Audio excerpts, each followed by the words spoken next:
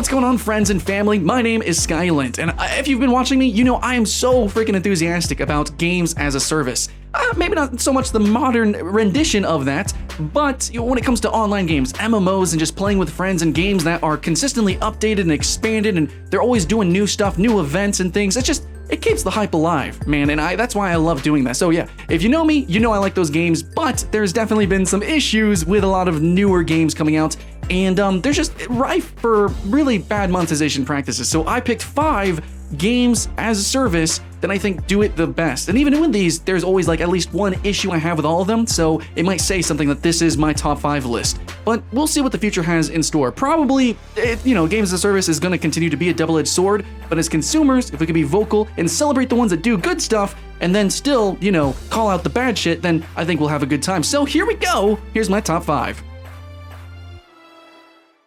Okay guys, starting out our list here, number 5, I'm gonna put down RuneScape, and in a lot of ways it does some amazing things by not doing things. If you look at the comparison of RuneScape 3 versus old school RuneScape, which is the example here, RuneScape 3 does a kind of bad, not great job. It's just rife with microtransactions, and it doesn't have the update policy that old school RuneScape has. So what makes old school RuneScape so sexy for a lot of players? Well, it's a game that is obviously old school, and it's really completely focused on keeping and maintaining its player base. And to do that as a service, you need to maintain your game, and the best way to do that is by direct player input. So any new skill and a lot of the new content in the game is directly pulled. That's right, guys, you vote for what goes inside of the game. Also, it doesn't have all the ridiculous microtransactions that RuneScape 3 has, and it's just a really simple free-to-play model that is kind of more of a demo situation, but you do have the ability to actually buy the RuneScape bonds in order to pay for your gameplay, so it can technically be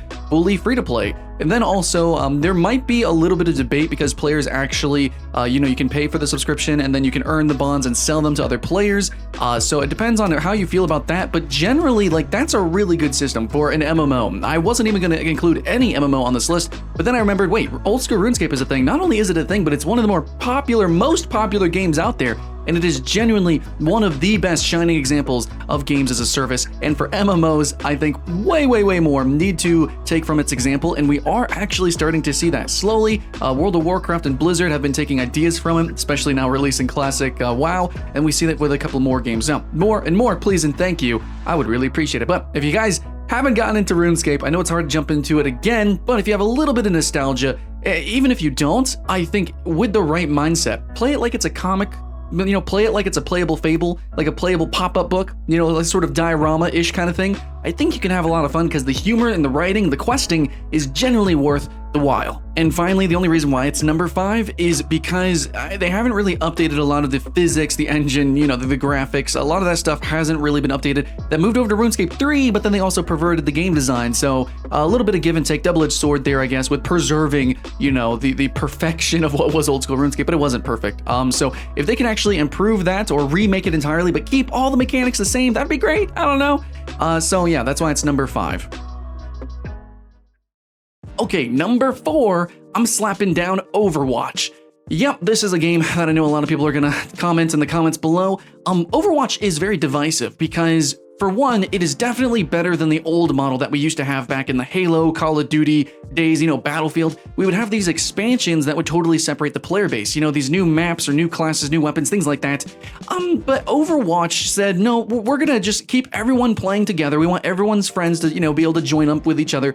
But we need to have some monetization. It's a games as a service, and we got to fuel our esports scene, right? Which is fantastic. I actually went to LA on the day 1 of its esports circuit. It was so hyped, so exciting, and if you guys aren't watching it, you're doing yourself a disservice. You should actually, pierce some eyeballs on it. It's pretty fun and pretty popular. But Overwatch, as a competitive game, it needs some money. So they do have loot boxes, and they have an RNG progression style with the cosmetics. But everything in Overwatch is cosmetic. You don't need to purchase heroes or champions like you do in Paladins. You don't have any RNG card packs. Everything is cosmetic, but still, that's not perfect or great. Overwatch also doesn't update as regularly as I would like, but, whatever. That as a service, we also got to think about what they do in terms of expanded content. Overwatch is still rather new though, and they have focused on the esport and competitive scene. So yeah, I just hope they kind of get into a flow of adding new characters and new maps and updating the game a little bit more frequently now that it has some traction. But the loot box is the one thing that I have to say that why it's so low and not number one or something is because, yes, it's gambling and it does, attract addiction, but you normally can unlock everything if you just play the game. However, when it comes to limited edition, limited time skins, you just don't have you don't have the chance. You won't have the opportunity to actually unlock all of those things, and they're time gated, and that's a little bit nefarious. So yeah, I mean, hey, it's still a great shining example of a live service, much better than any fighting game. Where you constantly have to buy like the yearly editions, expansions, things like that. It's really, really good as a competitive game as well, but it's not perfect. So there's that. Number 3, halfway on the list, is Path of Exile. This game, I was contending, is like, should it be number 1? Should it be, what have you? But Path of Exile, I'm gonna put it at number 3 just because of personal bias of the type of expanded content that we get. It is amazing. In terms of action RPG, I actually, if I had to compare this also with Warframe, which is an action RPG, I would say Path of Exile's monetization is worlds better. Worlds better. However, there's some other games in the general ecosystem that just do things a little bit more freely and better. And Path of Exile, as I've been playing and as I've been learning about it, I did realize that there is one issue with the monetization, and that's the fact that everything is cosmetic minus storage space. And what that does, and this is in so many games like Guild Wars and especially MMOs, you have to buy the bag space. Well, Path of Exile has storage space, and a big chunk of the gameplay is like trading and the end game and accruing a lot of different items and changing around your build. Storage space is part of the gamification of Path of Exile. Like literally certain items are different shapes and you have to kind of almost like Tetris it around. But if you can pay and that changes gameplay, that is something that I just need to mention. If you are a pure trader in Path of Exile, it is technically pay to win, but otherwise it's not. Path of Exile is, in any other action RPG, just very, very fair as a service. You don't have to pay for expansions, and they are constantly expanding the game. And the expansions that they add always do new gimmicks. It is like pseudo-competitive as well, where Warframe cannot. Warframe cannot be a competitive game in the least, where Path of Exile actually has different leagues. You can go play in a hardcore and get as far as you can. Fantastic game overall. However, the expanded content is a little bit rinse repeat, where the other stuff on this list will totally, entirely change and evolve the game. So yeah, keep that in mind. As we're reviewing the game as a service, we're not just reviewing how we are consuming the game, but also what we are consuming. Next up here, we have Dota 2. Now, I was actually thinking if I should put League of Legends on this list, but to be honest, a lot of games right now on this list that I could have put on this list are inspired by Dota 2's systems.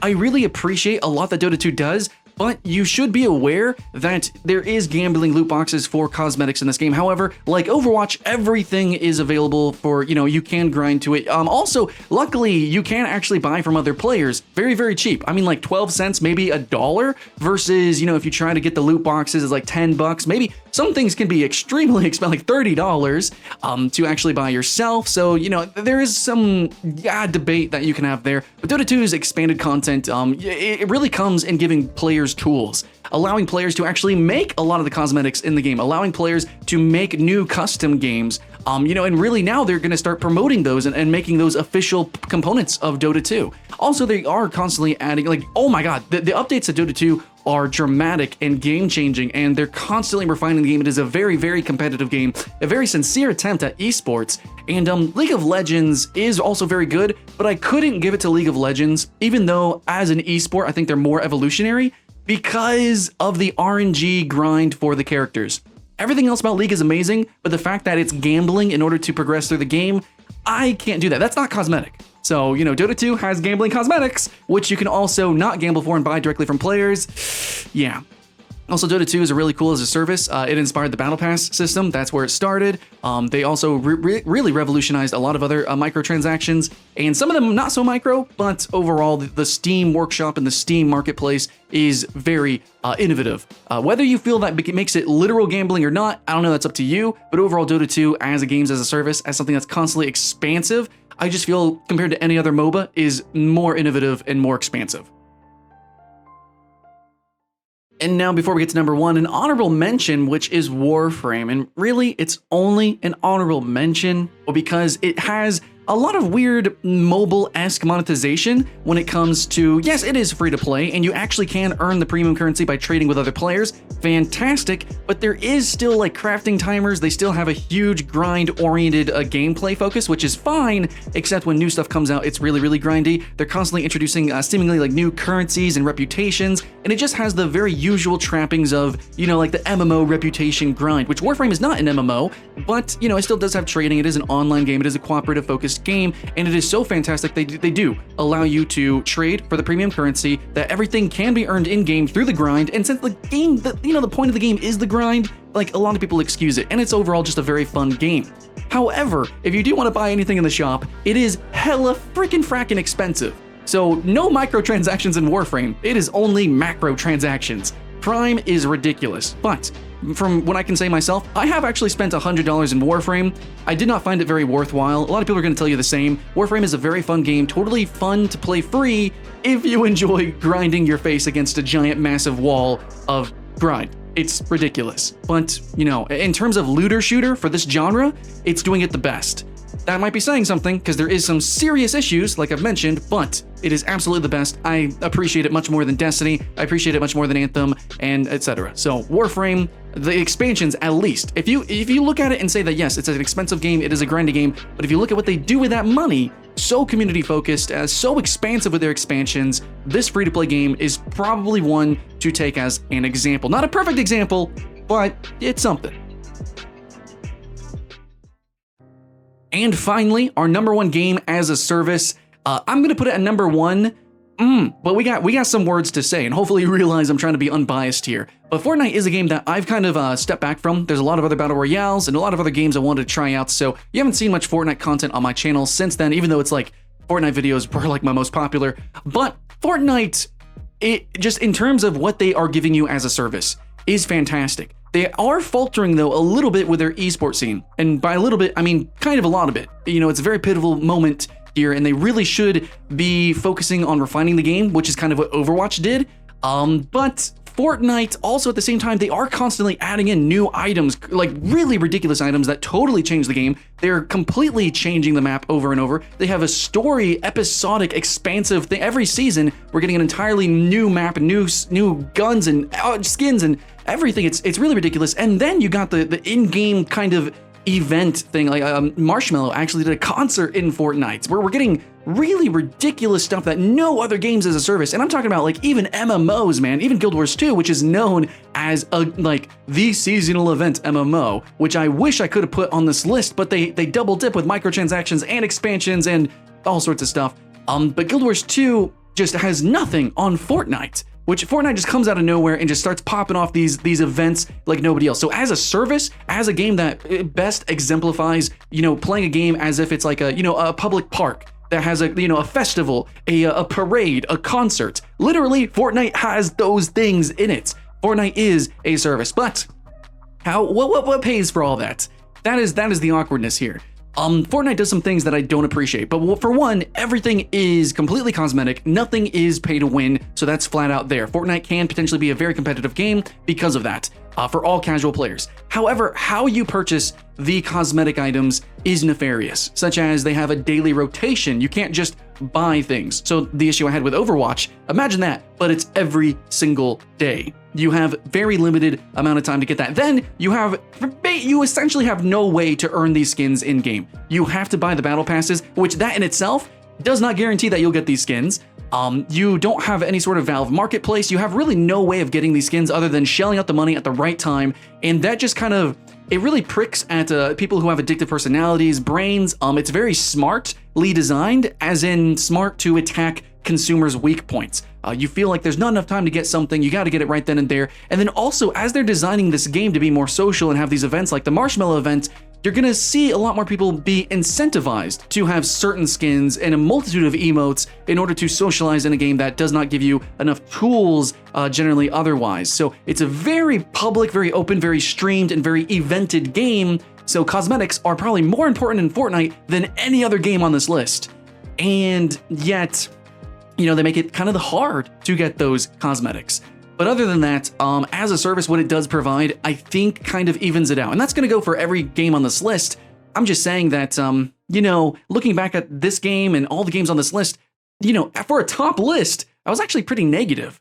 Everything that they've done has not been perfect. And so, I think that's kind of the moral of this video.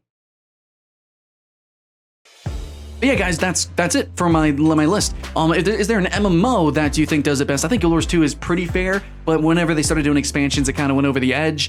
Is there any MMO that you really, really hate, or an online game that you really don't like? Destiny is kind of freaking expensive. Also, frick games that cost money on PlayStation, PlayStation Plus and all that, and then you got to pay for online that doesn't really do anything, and then you still got to buy the game and play the. It's great. That's stupid, man. Man, if you're a fighting game player on like PlayStation, you got to pay for PlayStation Plus, got to pay for all the box editions, the special editions, you got to pay for all the character DLCs. That's just stupid, man. That is not a games as a service. That is no.